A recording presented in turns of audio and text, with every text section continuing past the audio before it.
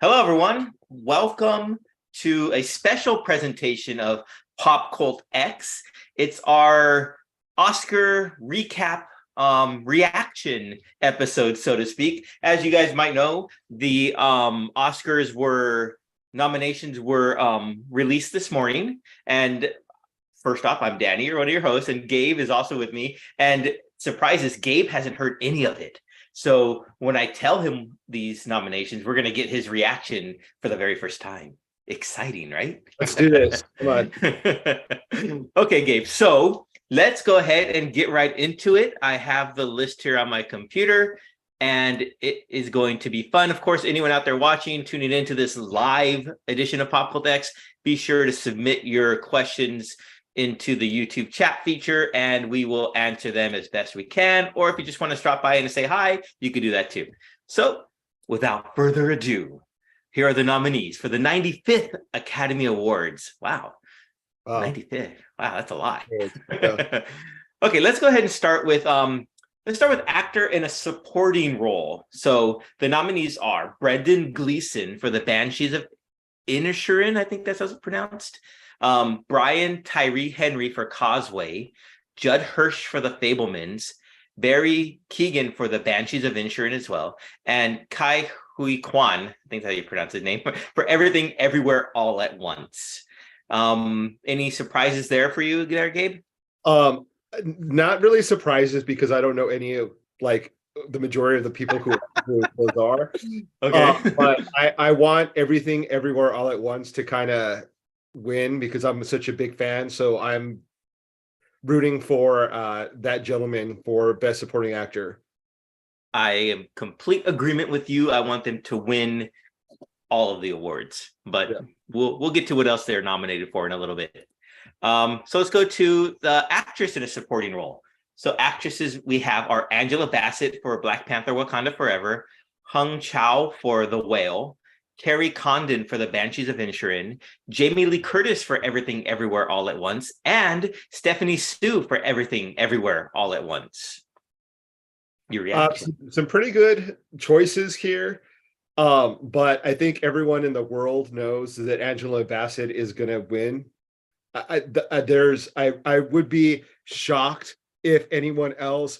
But Kerry Condon might be like the dark horse. I haven't seen the Banshees of blah blah blah. So Inisherin. but Angela Bassett's like an icon of Hollywood. She's a respected actress. She's so talented, and she did such a good job in Black Panther. I think that she's a shoo-in. If it were to not go to Angela Bassett, I would love to see Jamie Lee Curtis win because she's another icon of Hollywood, Nepo baby, if you will. But she's a talented person. She has such a cool air about her that you want to be her friend. She just seems like a really cool woman. So I would be happy with either of those two. I would be a little disappointed if Kerry wins because I don't know who she is. So I'm hoping for Angela. If it doesn't go to Angela, it would be Jamie Lee Curtis for me. Have you seen Black Panther yet? No, I thought it came out on the 20th, but it comes out on February 1st on Disney Plus. So I will watch it then. You have to immediately watch it, and yeah, once you will, you're going to be like, oh, I agree 100%. She's going to win. She does an amazing job. Well, she won the Golden Globe for the same category. I would love it if Stephanie Hsu won. She is a talented actress, and she was great in Everything Everywhere All at Once. I mean, I'm a fan of hers coming from The Marvelous Mrs. Maisel, but my vote is for her. If I had a vote. Wow. Yeah, I really enjoyed her performance. I thought it was nuanced. It was depth. It was, it wasn't. I haven't seen Angela Bassett yet, and I'm sure, like you said, I'll probably change my mind since then. So the episode of Pop Cult X that comes after February 1st, I'll let you know. Yeah. So then let's continue on. We'll go to a category. And this one is kind of not special, but it's the animated feature film. And I say special only because I talked about one of the nominees in our most recent episode that airs tomorrow. So be sure to tune in, everyone. So the animated feature films are Guillermo del Toro's Pinocchio, Marcel the Shell with Shoes On, The Sea Beast, Turning Red, and Puss in Boots: The Last Wish. Hmm. Have you seen any of them? I haven't seen any of them, Okay. but Guillermo is like my guy. Like he is awesome. I have to go with him. Okay. Even sight unseen, I have to go with him because he's Mexican director, producer, creator. Mhm. I'm loyal to him. I hope he wins. I have to watch it. And before I can really say that, because my opinion is kind of not validated because I haven't seen any of the films, but he's amazing. So I don't Well, doubt that it's a great film. no, I agree with you. He is amazing. I've seen all of them except for Marcel the Shell with Shoes On, which I'd never even heard of till right now. And that's a cool name. I kind of like that. But of the four that I have seen, I'm gonna have to go with Puss in Boots: The Last Wish. It was so good for me. I liked it more than Pinocchio. Liked it more than the Sea Beast, which is actually, we never talked about the Sea Beast, but that was another good animated film. It was really well done. Yeah. And of course, we talked about Turning Red, I think, when that came out earlier in 2022. But Puss in Boots, there's a scene in there, and if I were to tell it to you, I think it might give away some of the plot. But can I do that? Do you mind? Sure, I don't think I um, so in Puss in Boots, of course, there's Puss in Boots, the cat, and his new friend that he makes is called Perito, who's a little Chihuahua, Oh, whose his main goal in life is to become like a therapy dog, right? So there's a scene where Puss in Boots, he's running for his life. He's having like a panic attack, like I talked to you about yesterday, where he is because he has one life left. So he's like feeling it. You see him like anxiety overriding him. And it's such a small thing. The dog comes over, lays his head on Puss in Boots' stomach, and just calms him down. wow. And it was just so moving and so touching just for that moment. And for that, I'll give that the Oscar, just for that moment. So As I definitely relate to that because my little Chihuahua is definitely my therapy dog. Mhm. I have anxiety, so I don't know. Maybe I'll watch it and it probably won't make me cry if I'm being honest. But, No, you should watch it just for that. It was that touching to me. It was just like, wow, it was really, really well done. hmm. All right, We have a comment from one of our watchers from Pop Culture Pros, and he said that their 2-year-old would go with Turning Red for sure. that I yeah can't that argue against that. Yeah. yeah. The thing is that they're all such great films. It's just like, what do they mean to you? But I think, Mm-hmm. what is the other, Marcel the Seashell? What's up with? Marcel the Shell with Shoes On or something like that. Yeah. I think that's probably, if I were a betting man, that I would probably bet on that one because it's got like that quirky original spin that I think that it's just going to stand out and that it'll be a winner. Yeah, I mean it's the one that no I haven't seen, so Yeah. why wouldn't it win, right? What's the next category here? We're gonna go with let's see here. One that Okay, let's go with the original song, the music for the original song. So there's Applause from Tell It Like a Woman. There's Hold My Hand from Top Gun Maverick. There's Lift Me Up from Black Panther Wakanda Forever. There's Natu Natu from RRR. And This Is a Life from Everything Everywhere All at Once. So the second nominee, who's nominated for that? Hold My Hand, the Lady Gaga song from Top Gun. So Lady Gaga Yes. nominated. Clearly, that's the winner. I was waiting for you to say her name so that I could like gloat. Obviously, uh, I fingers crossed she wins. I would love to see her win. For that, I think that was the redeeming quality for that movie for me. You know how Okay. much I hate Top Gun and Yeah. Tom Cruise, and I had to like look at the visuals for that song and sit through it. But beautiful song. Lady Gaga is amazing. So for that, I am going to go with Lady Gaga.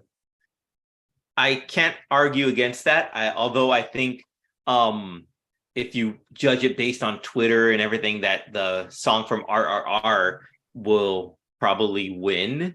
If you're, because that's all I see is like, oh, not too, not too. No, so I'm guessing that that's like the direction everyone wants it to go in. Yeah. But I would love to see Lady Gaga win another Oscar. I would love. I just want to see her perform it on stage again. So I think historically you have to think that the Oscars, they typically don't go for like the crowd favorite. They tend to be very conventional when it comes to winners, I think. mhm. And they tend to play catch up. So if let's say Gaga is really hot, they're not going to get her right at the moment she's hot. They're like maybe one or two award seasons later.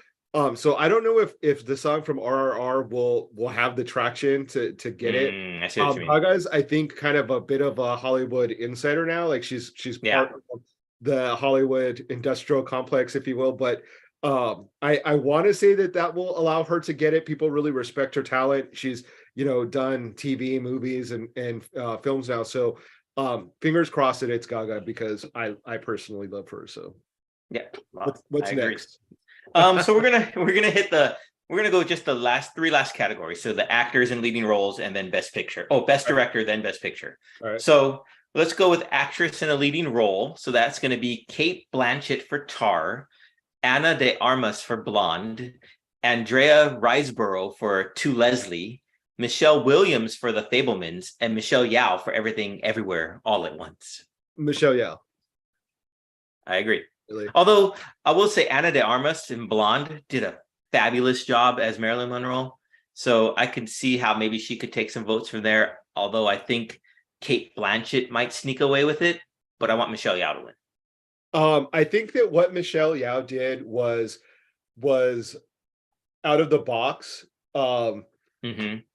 Maybe doing a portrayal of Marilyn Monroe, doing there was just something special and different about Michelle, her performance. I agree. Everything about it was different, refreshing. And I think that we should reward everyone involved in that process because we need originality and creativity when it comes to filmmaking and really anything. And so for that, and I think she deserves it. I mean, she's really put work in her career, and I've talked about how much I think she's just an incredible person, actress, stunt person, martial artist, dancer, all of that. So I really hope that Michelle gets it. I think it would be such an amazing, beautiful moment for her to win. I agree. Completely agree. So let's move on to the best actor in a leading role.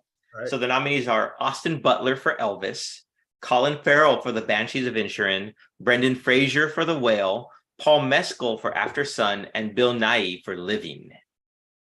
Okay, this one's hard because I stan Colin Farrell. I really, really enjoy him, but I think it's Brendan Fraser for sure. Like Hollywood loves the comeback, and he's been missing. He had some tumultuous times in Hollywood. It's a sad, kind of a sad story, emotional. I think Brendan Fraser is going to get it, although I would not be upset to see Colin walking away with it. But I think it's going to be Brendan Fraser. I could see that. I mean, Austin Butler, I know you're not a big Elvis fan or person, but he did a great job as Elvis. His acting chops it was really well done. I mean, I think the measure of an actor is when you forget that it's the actor or an actor playing that role, that it's just the person, right? And watching the Elvis, I lost Austin Butler. It was just Elvis on screen. So I thought right there is worth something. Have you seen The Whale? I have not yet seen The Whale. So I haven't seen. So I saw the play. It's really heavy stuff, and I think that just from my perspective, having a character that you have to really delve deep into some like heavy shit, versus recreating someone who lived and that we know things about, I don't know, is a little bit different because you're having to create that character. I mean, obviously, you have a script, you have the director helping you, leading you, but like everyone knows how Elvis acts, how he talked, how he looked. So you have some help there, but like creating a person that never existed, I don't know, maybe I'm being weird about it, but Well, I think we had this conversation recently, or I had it somewhere where like which one is more difficult to portray when you have source material, like you said, and then you have to live up to that, right? yeah, Or is it easier to portray not a fictional character, because you said the whale is based on this gentleman's life story, but it's no one knows about it, so it's or not as widely spread. So right. you have a little more leeway with what you can do. So which one's easier and harder? I think they both have their pluses, and of Yeah. course they both have their cons. But for me, I think back to like Jamie Foxx's Ray, right? And who else? Joaquin Phoenix's Johnny Cash. Well, I was going And to mention that is that Hollywood loves a biopic. they do. Um, That's what I was leading up to. that is Renee Zellweger for Judy Garland. Exactly. She played her. Did Angela Bassett win for Tina Turner? What's Love Got to Do with It? I think she might have. She might have been nominated. I don't know if she won for that or not. Uh, who else? I mean, there's a slew of people that have Mhm. portrayed musicians and they get awarded for it. So Right. he might be a shoe-in, but I'm hoping Brendan Fraser because I don't know, like everyone loves Brendan Fraser, myself included. He made such Oh, good me too. Yeah. back to back to back. He just was really entertaining, Hmm. like, just a really entertaining actor. And it was so sad to see him disappear and to see him come back. Like I want him rewarded, Yeah. and then hopefully that leads to other gigs for him. I think the other young actor, like he's got his whole career ahead of him. He's got time to like get other noms. But then see, this lead into that debate. This is not a it's an award for this year in this role, right? These movies. It's not a career award, right? For me, it is. Oh.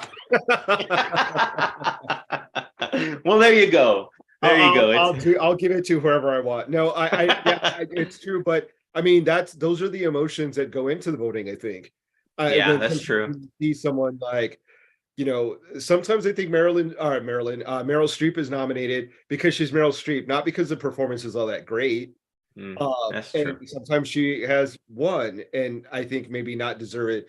But I don't know. We'll see. What Yep. about did we do Best Actress? We did Best Actress, We right? did. Yeah, we're gonna get into directing and then Best Picture.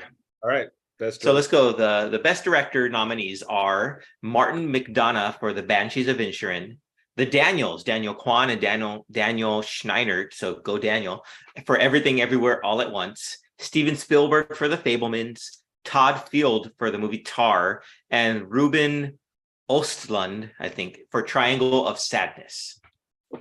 I think it's going to be the Dans. I mean, Yeah, if they don't win for all the acting and all that stuff, they're definitely, I think, going to get it for directing. I hope so. Although you know how Hollywood is with when it comes to like Spielberg, right? Yeah. So, I don't know.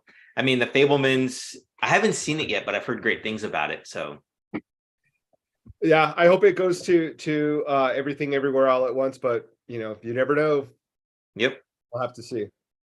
So okay, now drum roll for the Best Picture, and this will be our final category for this special presentation of Pop Cult X. So the nominees are. I know. I'm so Latino that like I can't even do drums. I have to do maracas. So instead of drum roll, you're doing maracas. Okay, now here we go. So All Quiet on the Western Front, Avatar, The Way of the Water, The Banshees of Inisherin, Elvis, Everything Everywhere All at Once, The Fablemans, Tar, Triangle of Sadness, Women Talking, and your favorite, Top Gun Maverick. So, is there always this many nominees? I think insane. it changed recently. It used to be just five, like all the rest of the categories, but recently, maybe in the past, maybe 4 or 5 years, they upped it to 10. I don't know what the thinking was. I'm sure there was some consideration for why they did that, but yeah, it is a lot of movies. Yeah. I'm kind of calling bullshit on a couple of these, like Elvis, Avatar, Top Gun, Maverick. As entertaining as they might be, there's no way that they're the best picture of last year. No way. I'm sorry. I don't care how entertained you were. They're not the best picture. Avatar, really? Top Gun? Elvis? No, that's so I again, broken record here. Everything everywhere all at once for me, best picture. Yeah, me too. I completely agree. It's got to be Everything Everywhere All at Once. It was the best film of 2022. It really was. Like in the future, when we look back at this, is really anyone going to be like, you have to go back and watch Avatar, The Way of Water.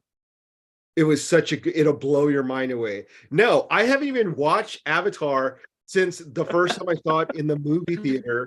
I have no idea what it's about anymore. I don't remember the plot. I don't sit there and watch it at home. Like the whole thing is like it being in a theater, right? And like the sound, you see that once, like people will be watching everywhere all at once and studying it. And I don't know. I think that it's completely two different a couple different types of movies when you have Top Gun and Avatar and Elvis. But I do like Baz Luhrmann. The subject matter is something that I just personally have a objection to. So, well, I agree. I mean, maybe when Avatar 7 comes out, we'll look back and say, hey, 2 was really great. Yeah. I mean, even you look at movies like Star Wars, like you're a big Star Wars fan. Do you think that it should have won Best Picture whatever year it came out? No, I mean, they're entertaining. They're entertaining, yeah. But look at like the Lord of the Rings, Return of the King. That won Best Picture, right? Did it really? Yeah, and it was entertaining. I don't remember which one was Return of the King. Like I don't. The last one, Part 3. Oh yeah, So here's an example. I love The Water Boy, but I don't think it should have won Best Picture. I could watch that movie 18 times. Like Me too. but it's not Best Picture. Come on, Top Gun, America. That's what no, Top Gun Academy, because not all of America, right? Because the majority probably are on your side and saying it's not really a Best Picture. Maybe that's why they upped it to 10, so these other movies could get in there. And yeah, I to be honest, I'm surprised Tom Cruise wasn't nominated. Yeah, that's true. Greased a little, a couple palms there in Hollywood and used the power of L. Ron to get him some. Very true. Yeah. So real quickly, a couple snubs that stood out to me. And that was the movie The Woman King, with starring Viola Davis, that she didn't get nominated for that. Also, Justin Peele's Nope didn't get any nominations, which was surprising to me because that movie was fantastic. I'll politely disagree with you on that one. You didn't like Nope? Interesting. Okay. Yeah. Each his own. Everyone loved it, and I'm a hater, but I loved his other films, but that one was just like a miss for me. And people swear they love it, and it just didn't do it for me. Sorry, but fair enough. Yeah, so I think that that's fair that he didn't get, or it didn't get any recognition. Anything else that you thought was like a big snub? Not really. I mean, it just, I can't really think of anything offhand that really said, hey, why didn't that get nominated or anything like that. I guess didn't really, or I can't remember a lot of the films that I did watch last year. So I guess those are the things I'm just looking at, a website that had snubs, and those are the ones that stood out for me. So now we just have to wait for the actual night where people show up in Hollywood to accept their awards or to cry in defeat. And get to look at all the amazing actors and actresses that have so much money and dress up in these amazing things. I'm hoping that someone shows up, and I don't know if you saw today or maybe yesterday. I think it's I don't know if I'm pronouncing this right, like Schiaparelli or something like that, the big designer that had Kylie Jenner dressed with like this big lion's head on her shoulder. It's like Was it the huge, like it looks like a real lion, but it's like not, for obvious reasons. But that would be really cool if someone showed up with like a big lion head or a big like. Was it? Is that the same one that had? I think her name is Doja Cat and like all red, looking like Vision from Marvel. That's Okay. it. Yep. That was interesting. Like that, everyone has forgotten about Balenciaga and has moved on to them. So yeah, for them, whatever it takes to get attention, whatever it is. Very true. I actually had, when I was a kid, I went to Disneyland and they had a ball cap, like a baseball hat that had a lion's head on it. And I wore the hell out of that hat. I went to somewhere apparently, but maybe it'll come back and we'll be wearing lion heads very soon. Maybe. I remember a Goofy hat that had like the long ears. Yeah, kind of like that. Okay. Well, everyone, everywhere, all at once, thank you for tuning in to this special presentation of the recap reactions to the 2023 Oscar nominations. I don't even know when the Oscars are this year. Is it like in March, February? I don't know what's happening tomorrow, so